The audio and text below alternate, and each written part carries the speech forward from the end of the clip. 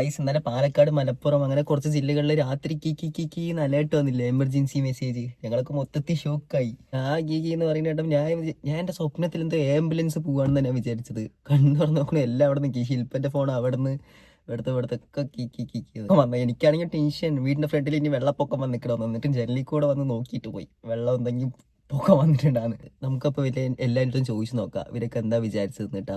ശില്പേ, ഇന്നലെ key sound വന്നില്ലേ phone, അപ്പൊ നീ എന്ത് തോന്നി?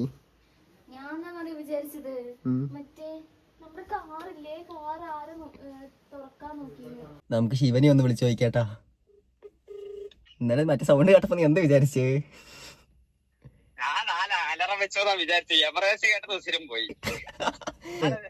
എന്റെതാ അപ്പുറത്തും ഇപ്പുറത്തും 2 ഫോൺ, അപ്പുറത്തെ ചേച്ചിന്റെ ഫോൺ എല്ലാം കൂടെ കീ പറയാൻ തുടങ്ങി.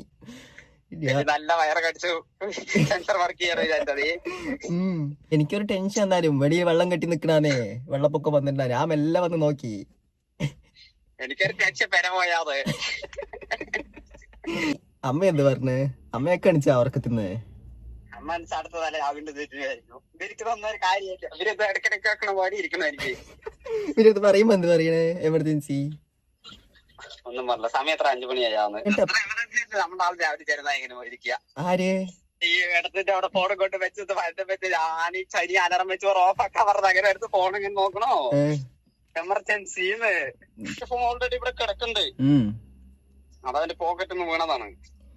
എല്ലാം കൂടെ അടിക്കാൻ തുടങ്ങി. താഴെ അശ്വിന്റെ ഫോണോ? ആഹാ മതിയാ. ചുറ്റും നല്ല ഫോൺ വിട്ട് കെട്ടിയ പോലെ ആയി.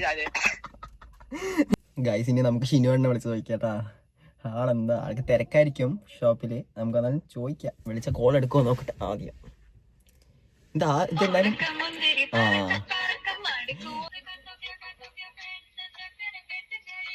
ആളെടുക്കില്ല. നമുക്കൊന്ന് വിഷ്ണുവിനെ വിളിച്ച് നോക്കാം. ഓക്കെ, അവൻ ഇങ്ങനത്തെ കേട്ടുള്ള അറ്റാക്ക് വരും അവന് രാത്രിയൊക്കെ ഇങ്ങനെ കേട്ടാ. അതാ അടുത്ത പാട്ട്. നല്ല ഗായകന്മാരായിരിക്കും.